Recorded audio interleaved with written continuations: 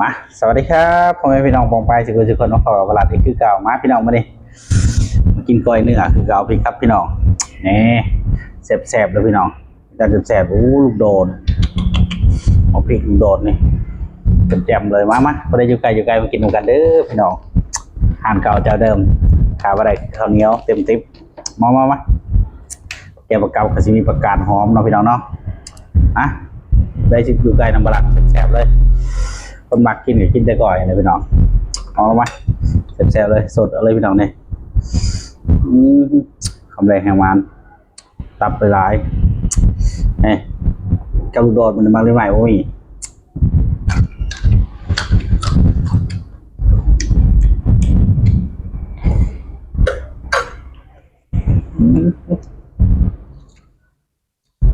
วรภาพ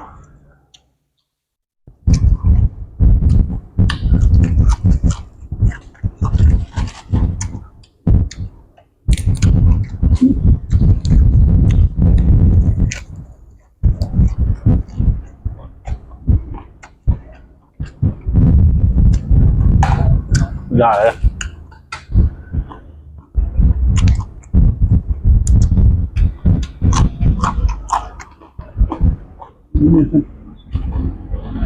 อันนี้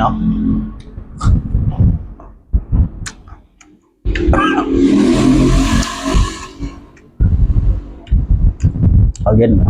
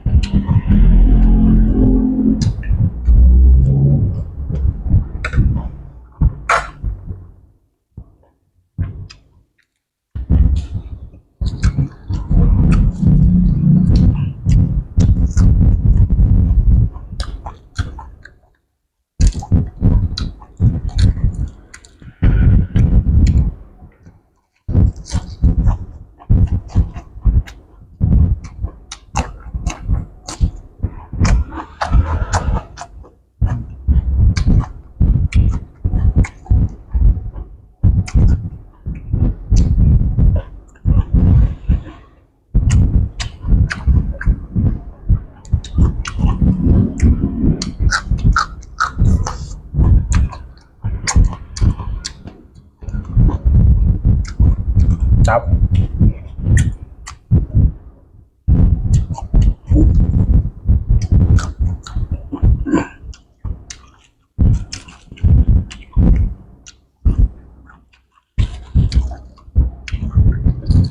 กระหล่ำ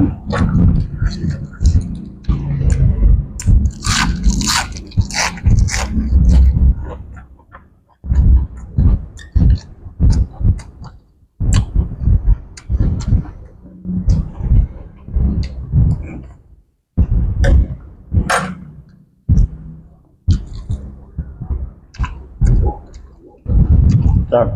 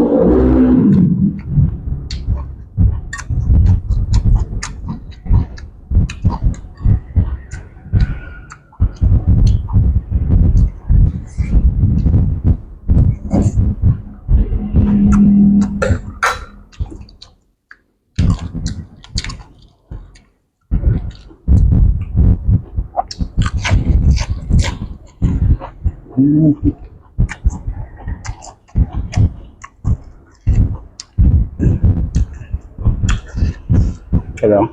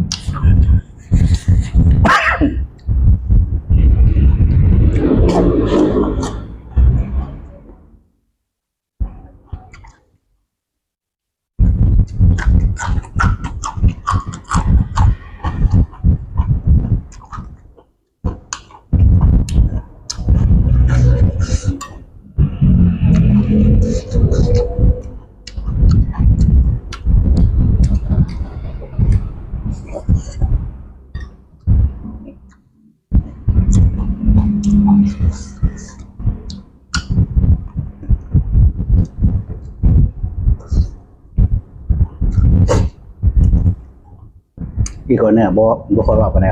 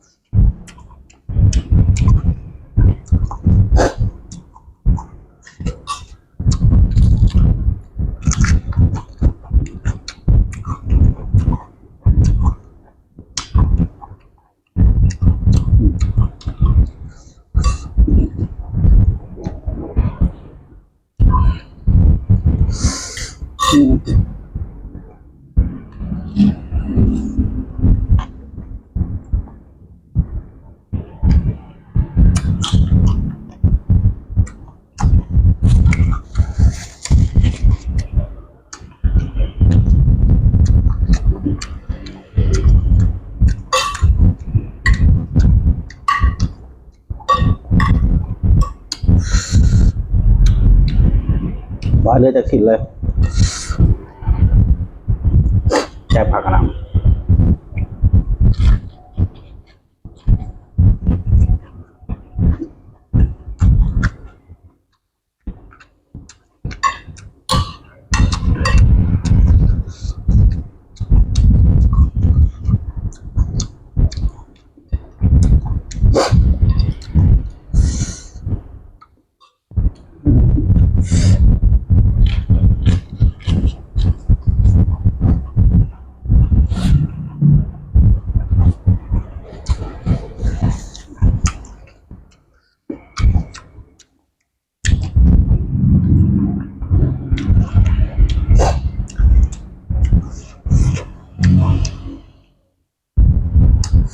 อันนี้เขาติดมือ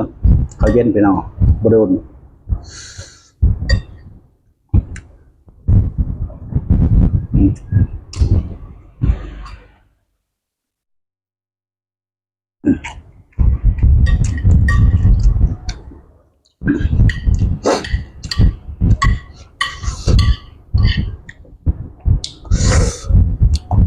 แซ่บ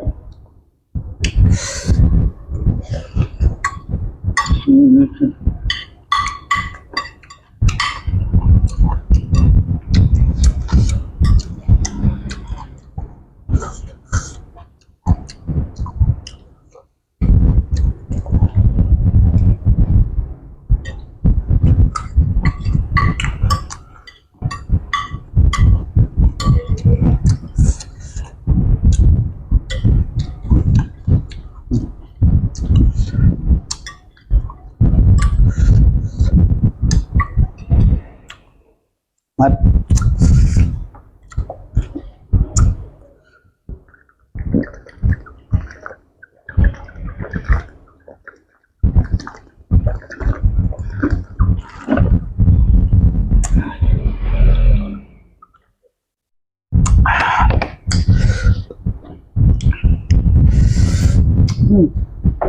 ไม่ดูแซ่บคือเก่าพี่น้องอาหารเก่าเจ้าเดิมกินไปกับแซ่บก้อยเนาะพี่น้องเนาะเป็นอาหารอีสาน เลยก็มันนะสำหรับคลิปนี้ก็ขอจบเพียงเท่านี้นะครับฝากกดไลค์กดแชร์กดติดตามให้บาลัดเด้อพี่น้องเพื่อให้บาลัดเป็นกำลังใจให้บาลัดทำคลิปต่อไปที่พลาดจริงใดขอโทษต่อไปเด้อครับเมนูเนี่ยขอโทษเพิ่นผู้บ่กินดิบเด้อครับขอบคุณครับ